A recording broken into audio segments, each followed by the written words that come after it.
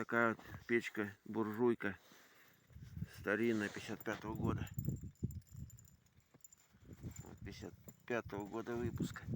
Тут видно, не видно. Вот это хорошая. Раньше они, скорее всего, то ли на поездах, то ли где стояли. Чугунная. Хорошо горит. Ну, маленькие дверцы, конечно. Наверное, с поездов, с тепловозов. Вот а так вот она отличная печка.